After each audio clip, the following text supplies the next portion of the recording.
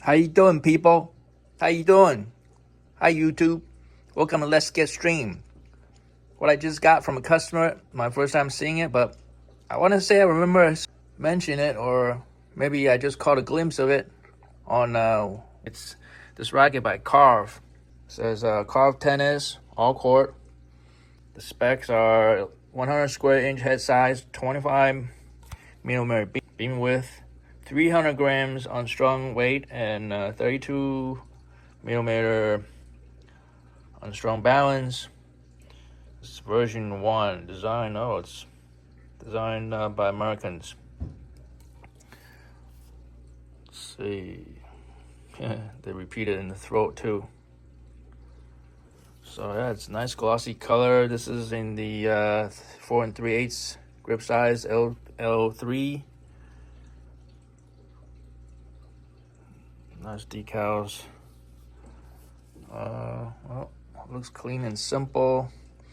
I like the head guards that with the channel that recesses in. So it's unlike the pure aero rackets, that it's very similar in design in comparison to the pure arrows. Seem to have very shallow head guards that strings are prone to get exposed and rub against the court.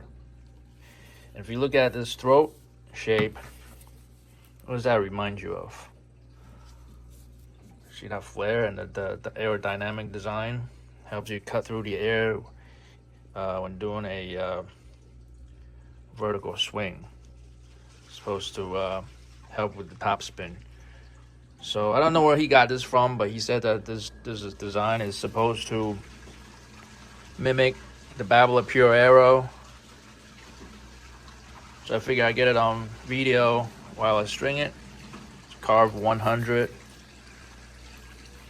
So I'm gonna put on a free overgrip for him and we'll get it strung up. So stay tuned.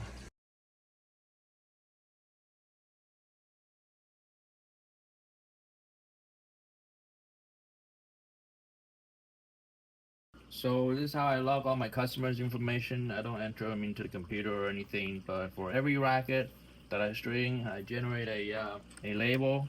If it's first time they're here, it's first time stringing the racket, I make sure I measure the final strung specs, weight balance and swing weight, and I put it use a Brother label printer, and I put it in the throat area. And I also write it down just in case next time they go play, and then over time they lose the label, and then they come back, then they don't remember what it was strung at before. So he's going with the Solingo Confidential 18 gauge. Okay. So I write down the racket and the string, and then the tension. He said he doesn't mind it. I could do it. I could be creative or whatever. But usually with new rackets, I usually string a pound higher. But I'm gonna put 43 on the label. Let's use this new balance board I made. We'll measure its. I'm giving him a free overgrip, so.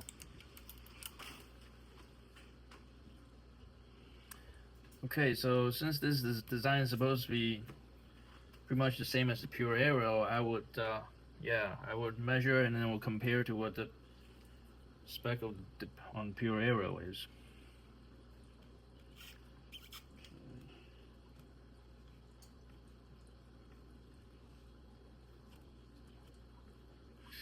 As you can see, I've added this leather grip. I just wrapped it around a few times. I stapled it with my staple gun.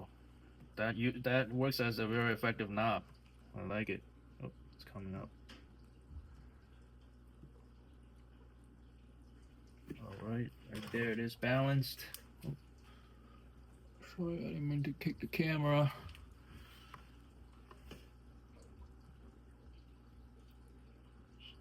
Man, this is like harder to read than when I used to read it with my tape measure, I tell you. I need my phone with a magnifier, I tell you. Alright, this is 2 ticks shy of 32 centimeters. Look here on the reference chart. The closest reading 31.8. So that's 8 points headlight. Write this down. Dry it up. 31.8. We'll check its swing weight. I'm not gonna be able to record me actually swinging the thing because I'm gonna need to use this phone, which I'm using to record the video on. The app that I use is called the or something. I'll put a text on the screen to reference it. But I'll show you how I mounted the racket on here.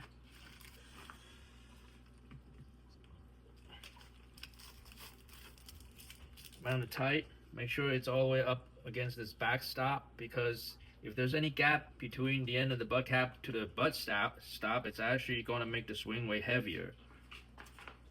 And then I kneel down and make sure the face of the racket is actually 90 degrees from the ground, and it's not turned in a certain degree of angle, because if it's turned at all, that will affect the reading at all. I mean, that'll affect the reading as well. So I'm gonna remove my phone and get a measurement. I already took the measurement. Basically, I will have my iPhone mounted right here, and then I just press it in, press start on the app, and let go, and then I'll go through its measurement, and then I'll repeat it a second time, and then I'll rotate this racket by 180 degrees, and then repeat the measurement a third time. The reason for rotating the racket is so that if you look at the racket face, that there's equal amount of weight on both sides. Not that one side's heavier than the other, then it would affect the reading if it's, the weight distribution is off somehow. So that's one way to verify it. And I have come across certain rackets where they measure quite a bit different once you rotate. So I'll write it down, including the weight, just so I have a record of it. And let me also weigh the thing. 300 grams. Wow, I'm impressed. 282.5 if it's on strong spec. Right there. You can see how this grommet is totally mushroomed. I can't even push it out with my finger. I'm gonna have to grab some kind of tool to push it out. Same thing on this side. As you can see, like this grommet, it moves down, up and down based on how hard I press, but this grommet is just not able to move. I can see like on the outside, this plastic is actually sticking up. That's something I would like to fix before I actually string the thing.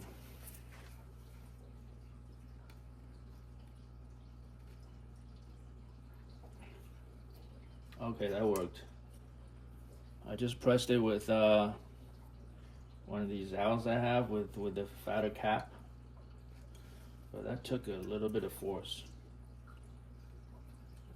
that my finger alone wouldn't do. I don't want to press it too hard to like break the grommet hole or anything.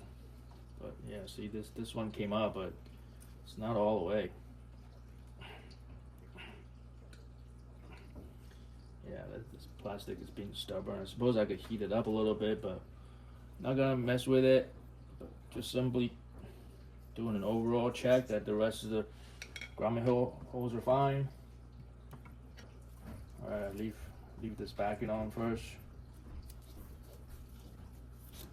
and then I'll actually install it from the untapered end.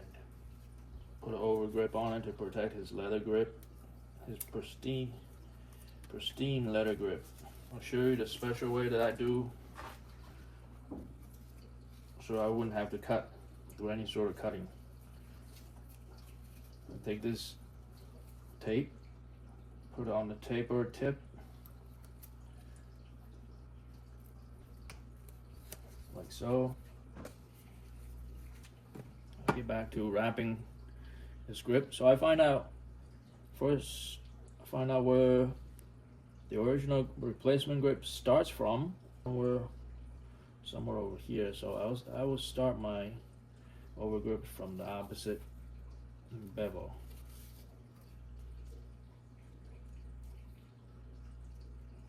Got a piece of dirt on there.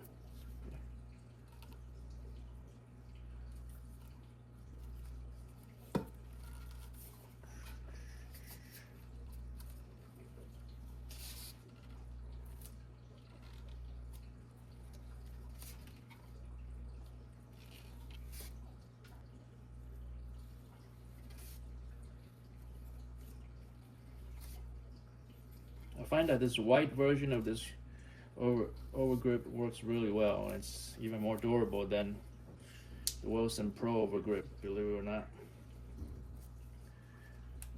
I'll move up this rubber band so I can tape it off properly. So yeah, see up here I got plenty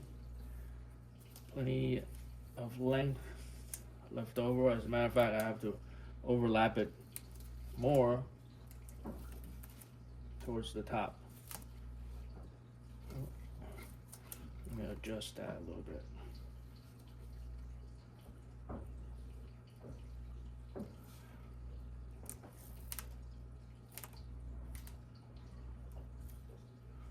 All right, I'm happy with that. And at this point, I remove the backing paper. I grab one end of it to maintain tension while I wrap this grip around, or this tape around.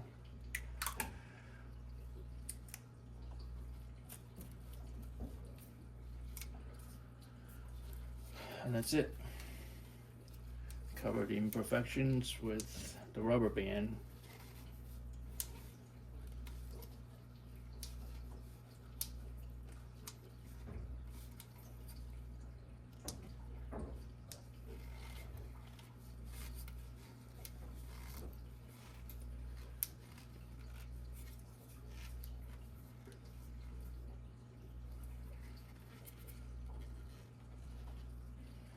That's it. This way you get an even shape on the grip. One side doesn't stick out a lot more than the other side, so both sides are symmetrical. All right, so let's get it strung up. Carve writing facing up, and with a new frame like this, I want to use this load spreader to protect the paint, because sometimes for some rackets, depending on the paint quality, after a string job, it tends to get marked up.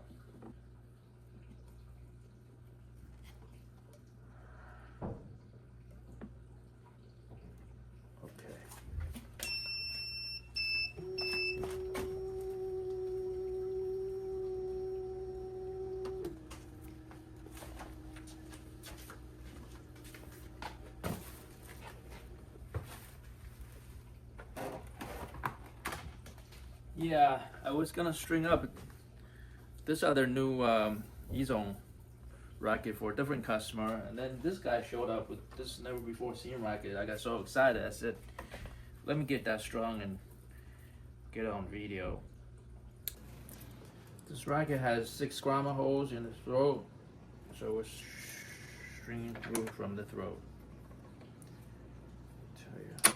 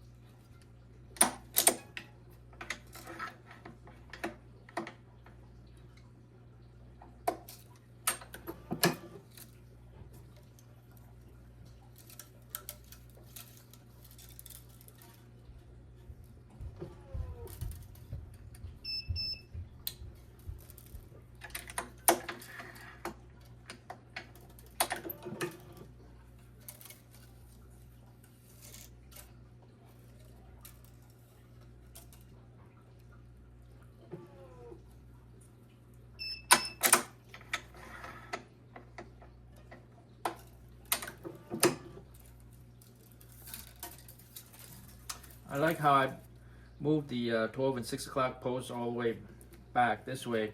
When I go and clamp off the first 3 pairs of main strings, there's no discrepancy as to how far up my clamps need to clamp up against. You know, you might think that when I look at this clamp and see that there's still a gap of 4 or 5 millimeters here, but in actuality, because as you can see, these bottom is shape of this bottom cast iron is flared outwards, so the tip of the bottom of this the edge of this clamp base actually butt up against this cast iron, so it can't go anymore. And that's the same case for all 6 strings. Okay, that's basically the width of this block down there, so there's no discrepancy. Each string gets same amount of width, and I think that goes pretty far in making sure that the sweet spot will respond to the ball with similar tension. I mean, although it's the shape of the frame itself is arched, and that's just by design, but at least we're not having to make a judgment as to how far up we gotta clamp the strings, because it's basically restricted by this block, and I like that. That gives me an extra consistency with my tension result.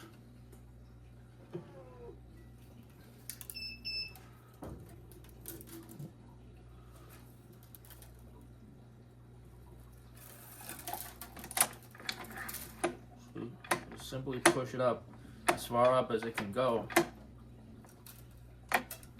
because the bottom is butting up. This way you can see this distance, it's basically they're equal for the first 3 strings.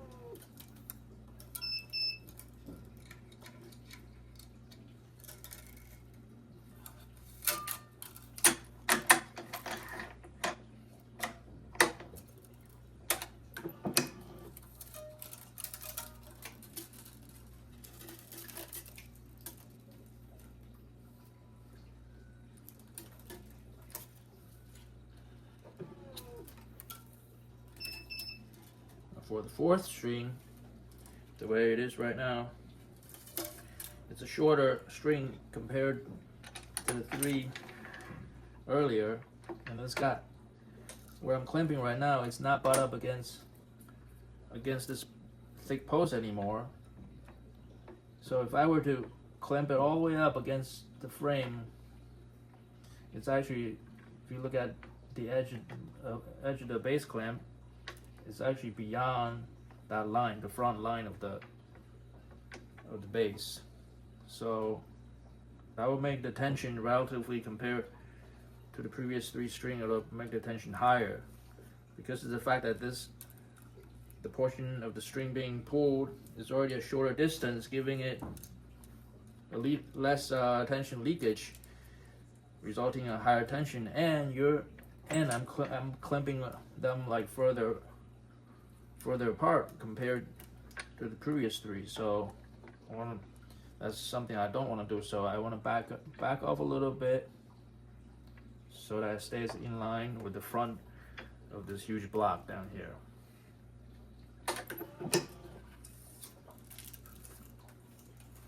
So that's something, the string distance, the clamping position is something I just started thinking recently. So those are just the details. The details at play affecting the overall feel of the tension bed. the uniformity of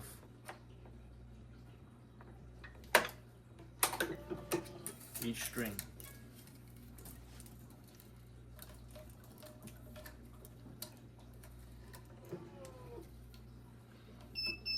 I shouldn't say each string, the uniformity of each string tension. I gotta make another video to demonstrate that when you calibrate the machine with a digital tension meter, like the one I have somewhere down there, digital tension meter, where that meter gets mounted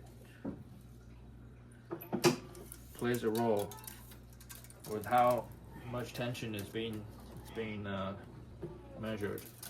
Suppose I'm set up to pull 44 pounds reference tension by the tensioner. Now if I were to mount my digital meter from this distance up here, I would actually get somewhere close to 44 pounds. But if I were to calibrate it by mounting the meter like in the middle of the string bed at this distance from the tension head, it'll actually measure higher. So based on that number, you go set your calibration, you'll actually make your tension head pull less hard, and therefore at the end of the day, if you're using that calibration, you'll end up pulling a lower tension.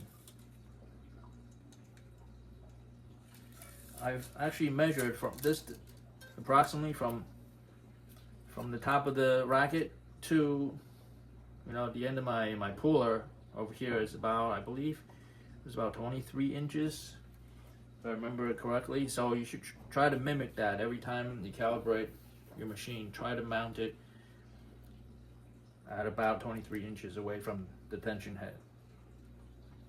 That would mean that you have to physically move this 12 o'clock and 6 o'clock block either wider or narrower to get to that 23 inch position. That's something that nobody ever talks about.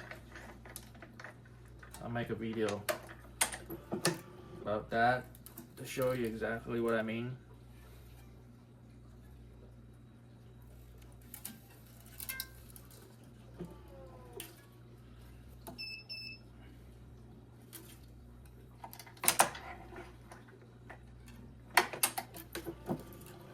So far, after pulling tension on the problem grommet that I had to push with my owl, looked like the tension was able to effectively push it out to the appropriate amount.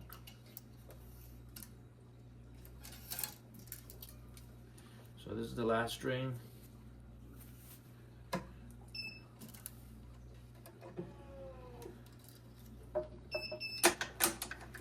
So far this racket feels pretty stiff to me. I don't see any change in the shape of the racket as the tension is being pulled.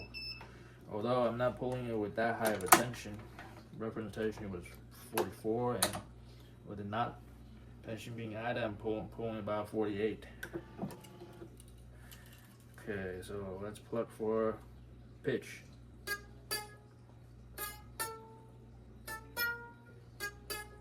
First two is about the same. Second one, this left one is a little high, so I tug it with my finger. Let's try it again.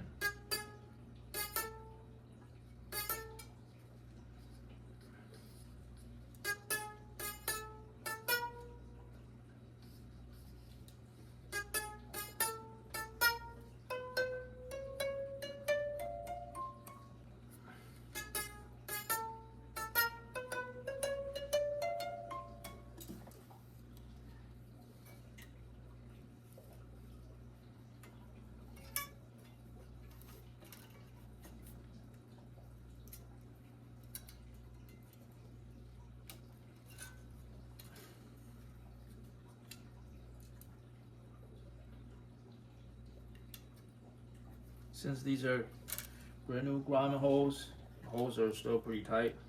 I'm just using the Wilson Pro knot.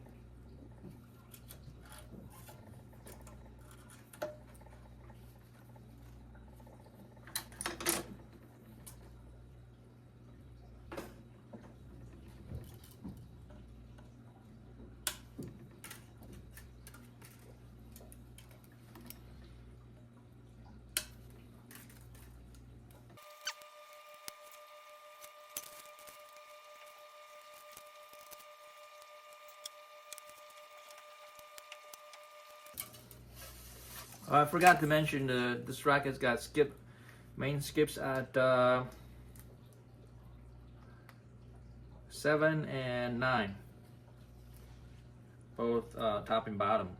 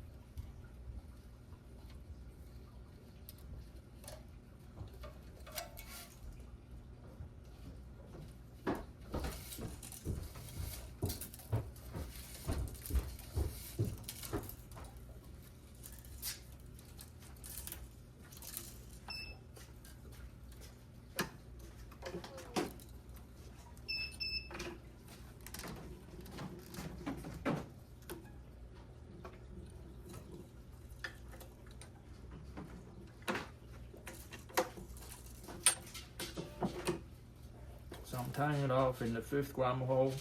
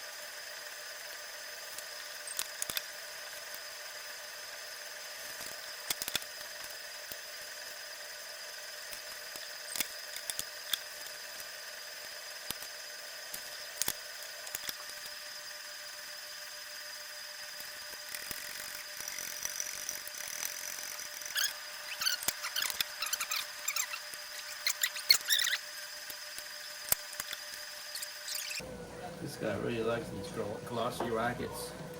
Ask him if his Wilson stem or whatever racket, not steam, the real heavy one with the heavy swing weight.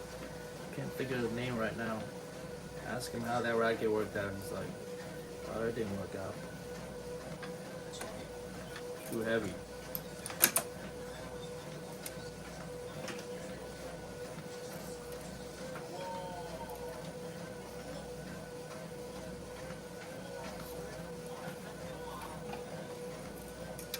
Everything looks good.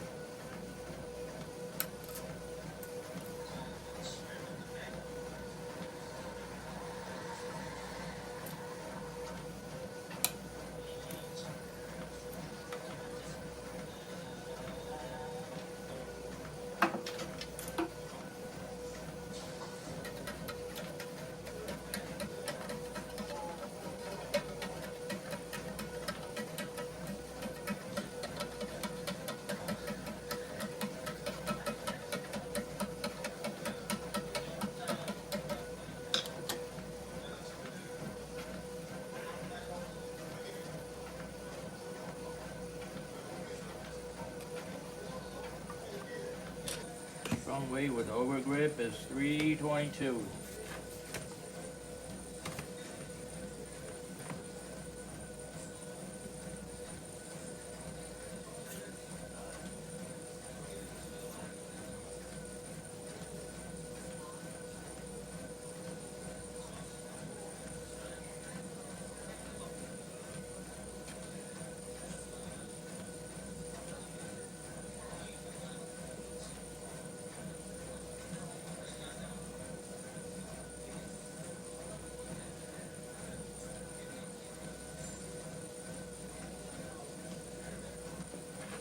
Three ticks below 32.5, so it's 32.2.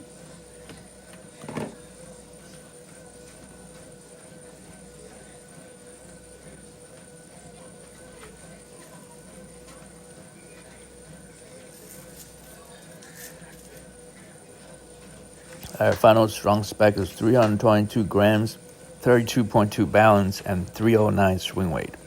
In comparison to the Pure Aero is about 318, I believe. But I believe this Carve racket could have measured a little heavier in swing weight, but he's chosen to use an 18-gauge string. That's what brought it down a little bit. Anyways, thank you very much for watching. Please comment and subscribe, and I shall see you next time.